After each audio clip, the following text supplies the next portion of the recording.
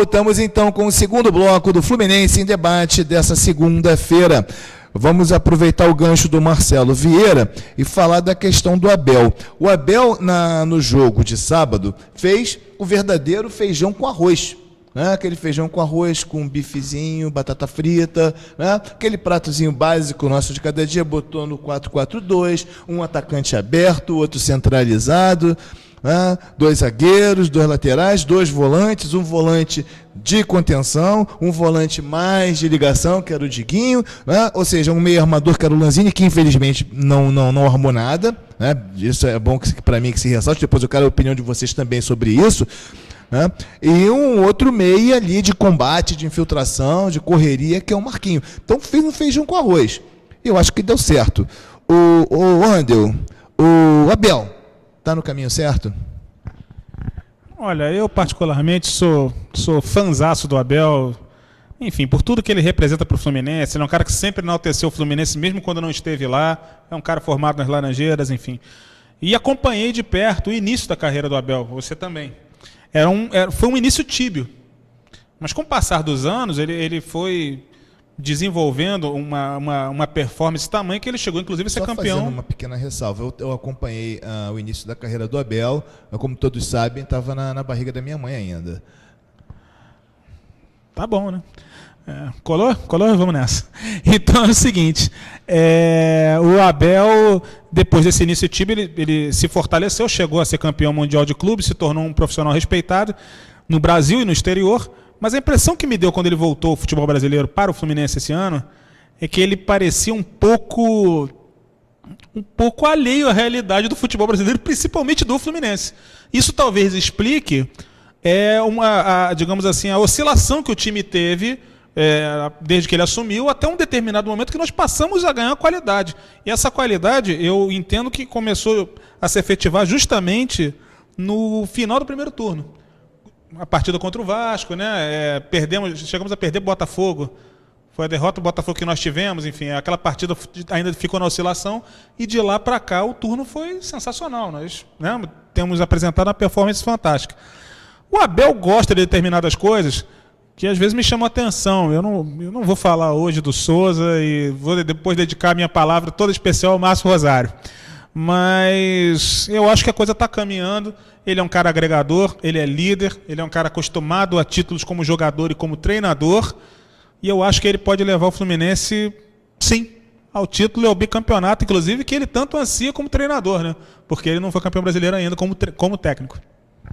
É isso aí. Eu acho que nós entramos na briga pelo título. Eu acho que nós não entramos na briga pelo título nessa semana. Nós já tínhamos entrado algumas semanas atrás, quando nós conseguimos 4 vitórias seguidas. Só uma partezinha, Marcelo. A gente já estava... A imprensa que esqueceu de relatar esse detalhe, a imprensa convencional. Mas a gente já estava... A nossa performance, desde o começo do turno, já demonstrava. Quando nós vencemos São Paulo e Cruzeiro fora de casa, nós já demonstrávamos que vinha por ali uma reação forte. Exatamente isso. Tá? Realmente, o Fluminense ele já estava na briga pelo título já há umas 2 semanas, pelo menos, né, pela própria colocação dele, pela própria colocação e pelo próprio retrospecto recente, né, que ele vinha cumprindo. Agora, o Vieira, o Abel, pelo que você já falou, inclusive você deu o gancho para a gente, está no caminho certo. O que ele deve fazer daqui para frente para poder manter esse caminho de vitórias? Só acrescentando um pouquinho a sua análise, você falou que era um prato típico, né, um feijão com arroz, com batata frita, mas ele botou um molho à campanha, ou então uma pimentinha nesse final de semana, quando ele coloca o Martinucci do lado do Fred no ataque tricolor. Eu acho que o Abel está no caminho certo. Para manter, é apenas continuar trilhando este mesmo caminho sem inventar demais. O time já se mostrou que atua melhor no 4-4-2 que no 3-5-2. O Edinho, na última partida, ele fez um excelente jogo, chamou a atenção. O Neymar roubou não sei quantas bolas do Neymar com uma precisão impressionante. Então o Edinho está fazendo por merecer a vaga de titular. O Diguinho, que talvez eu ainda não sei se é a peça ideal para poder formar esse meio campo tricolor na atual fase do Diguinho. Eu acho que ele ainda não se recuperou fisicamente para poder assumir esse espaço. Talvez o Diogo seria interessante ali no meio campo. Mas sobre o Abel, eu acho que está assim no caminho certo, não inventando, fazendo o básico mantendo o seu feijão do arroz de todo final de semana, o Fluminense vai embalar e vai conseguir se está faltando algum entrosamento, até vai conseguir com a repetição. Eu acho que está na hora da gente conseguir esse entrosamento. Agora, eu gosto muito do Diogo, mas se fosse pela composição mais adequada, eu iria com o Diogo e o Diguinho. Embora, nesse último jogo, Paulo, o Edinho tenha jogado melhor que o Diguinho. O Diguinho não me pareceu bem, errando muitos passes, embora, como sempre, aquele posicionamento em campo esplendoroso, né, que eu sempre chamo o Diguinho de o onipresente. Ele está em todas as jogadas, onde é necessário estar, lá está o Diguinho. Seja no combate, seja às vezes quando o time vai à frente e tem que ter uma referência ali, né, para fazer a bola circular, está sempre muito bem posicionado. É isso mesmo, Andel? Olha, falando do Edinho, né, só para dar uma pequena ressaltada, o Edinho viveu o céu e o inferno no Fluminense. Quando ele faz partidas boas, geralmente elas são muito boas. E quando faz ruins, elas são muito ruins, né? Ele não tem meio termo. A gente espera por uma regularidade, por um equilíbrio maior, que ele é capaz de fazer, porque ele já fez isso nos outros clubes que passou. Em relação ao Diguinho, eu concordo em grande parte com vocês, e diria o seguinte: o Diguinho dá, evidentemente, mais qualidade na saída de bola e no passe, mas ficou nítido que a atuação dele não foi das melhores nessa partida pela questão física, né? E completaria também um outro jogador que seria muito importante, você chegou a comentar, que foi o Lanzini. Porque o Lanzini não esteve bem, mas, como todo jogador argentino, ele não abriu mão da garra durante um único instante e ajudou muito o Marquinhos no combate. O Marquinhos, que eu carinhosamente chamo de proletário da bola, fez o que dele se espera, né? Ele morde tudo, disputa tudo até o último instante. E para complementar, eu também acho, se o Diguinho estivesse bem fisicamente, seria melhor que ele ficasse. Agora, é sempre importante ter o Diogo como uma carta na manga, porque ele entra que nem um leão. Com ele, o adversário não tem facilidade, porque ele corre o tempo todo como um cachorrão e fica lá mordendo, latindo, apurrinhando o adversário. Eu acho que faltou ao Diguinho o tal tão falado ritmo de jogo, que ninguém sabe explicar direito o que é, mas existe. A gente que joga futebol, né, de vez em quando fica aí muito tempo longe, depois você fica sem tempo de bola, né, a bola passa por você, você chega 5 minutos depois, né, o cara já levou, já fez gol, enfim. É um negócio complicado. Marcelo, fechou a luta pelo título nos 6 primeiros? Ou tem mais alguém aí para causar algum desconforto? Chegamos a conversar isso na semana passada, que nessa rodada o campeonato se delinearia de uma forma que pudéssemos analisar com mais precisão sobre quais são os candidatos ao título. Então, acredito que fechou sim. O Santos saiu dessa briga, vai Santos pensar. foi na mão cheia de linha, né? Como a gente fala aí, pessoal que solta pipa. Nada melhor que o Fluminense tirar o Santos da briga pelo título do Campeonato Brasileiro, com o Muricy Ramalho no comando do Santos. Isso te causou um prazer, né? Quase uma coisa assim... Sim. Eu fiquei tentando achar uma resposta mais, digamos assim, eufórica, mas o sim já serve. Sim, causou uma... Até porque a medida e a qualificação do seu prazer é uma coisa que lhe cabe, não a mim, né? Pelo amor de Deus. O Globoesporte.com, a capa da matéria do Globoesporte.com foi êxtase. Então isso já simboliza um pouco qual foi a sensação. Tá aí, falou tudo. Êxtase. Foi o êxtase. Então é aquilo, eu acredito que os favoritos realmente vão se fechar agora entre os 6 primeiros.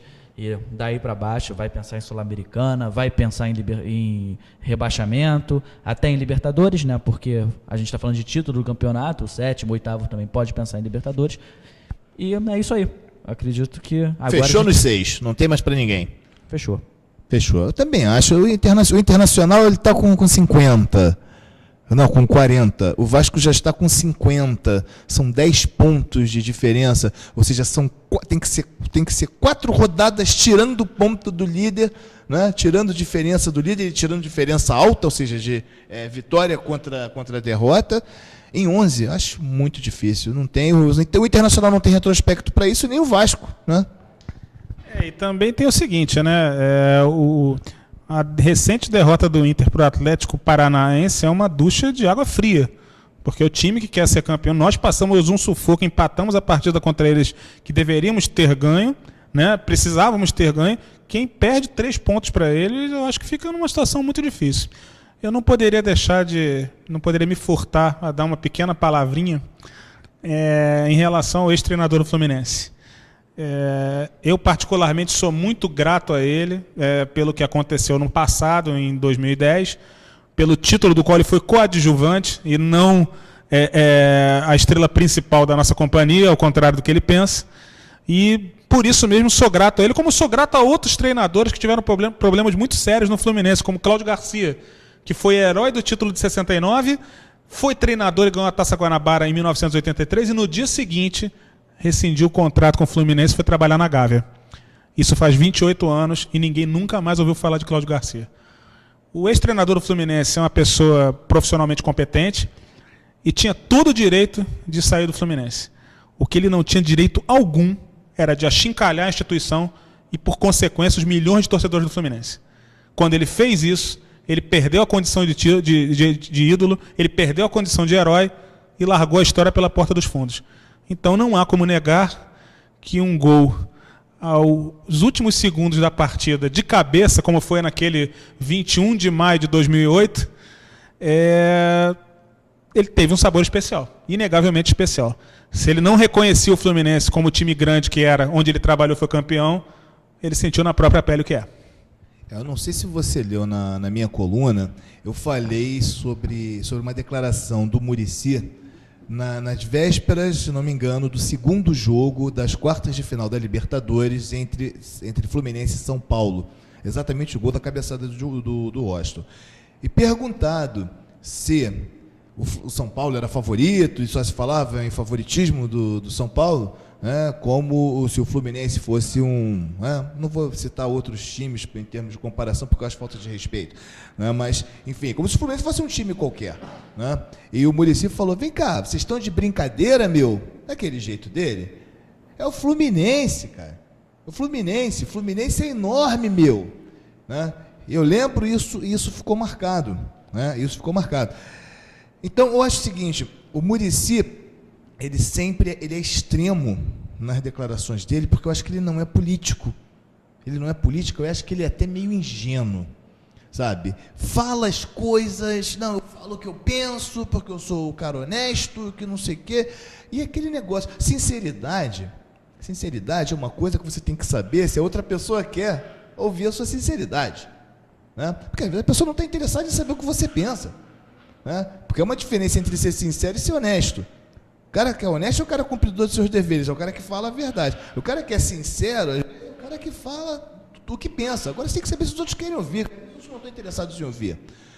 Mas não é esse também o caso do Fluminense. Eu acho que existe sim na parte do Muricy uma grande vaidade, pelo que ele tem conquistado nos últimos tempos. Então ele sempre faz questão de ressaltar, de dar ênfase nessa condição dele, de profissional vencedor. Ótimo, cara, meus parabéns. Eu acho sim que, na minha opinião, o Muricy ele foi protagonista do brasileiro. Acho que sem ele o Fluminense não seria campeão, como não teria sido campeão sem o Conca, como não teria sido campeão sem o Cuca. Porque se o Cuca não tira o Fluminense daquela situação, o Fluminense não disputava nem o campeonato de 2010 na primeira divisão. Nós estaríamos disputando a Série B. E não sei nem se teríamos saído de lá. Então, eu acho que é por aí. Eu acho que tem muita vaidade, acho que tem muita prepotência da parte do Muricy. Eu acho que ele tem que ser um pouco mais humilde. Porque a partir do momento que ele deixar de dizer, que ele se sentir mais humilde, um pouco menos dono da verdade, sabe, ele não vai falar essas baboseiras que ele fala. É como aquela declaração ridícula, a torcida deve me receber, como quem deu um título para o Fluminense depois de 26 anos. Por que enfatizar o depois de 26 anos? A gente já sabe que foi depois de 26 anos, nós conhecemos a nossa história, mas não há necessidade dessa falação toda. A torcida do Fluminense vai me receber como alguém que ajudou, numa campanha vitoriosa, como alguém que trabalhou, como alguém que se esforçou, como alguém que deu o seu melhor para ajudar a construir um título. Eu acho que se ele se coloca dessa forma, eu acho que teria talvez a torcida que está com a bronca dele mesmo, né, talvez começasse a reduzir um pouquinho essa insatisfação, essa hostilidade.